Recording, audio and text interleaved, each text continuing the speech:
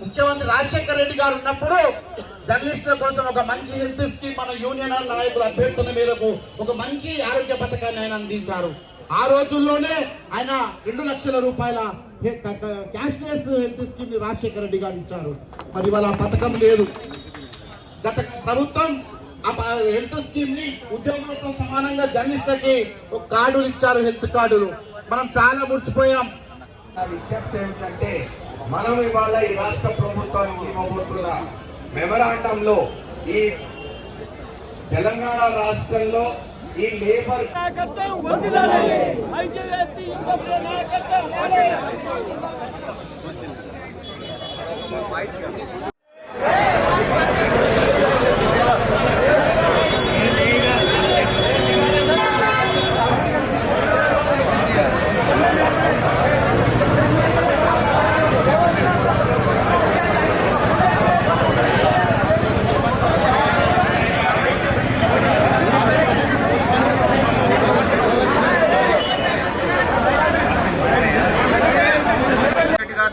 అదేవిధంగా INPR commissioner నలుగురిని, అదేవిధంగా మంత్రుల్ని, వివిధ జిల్లాల్లో ఎమ్మెల్యేలని, ఎంపీలని, చివరికి ముఖ్యమంత్రిని కూడా కోరాం.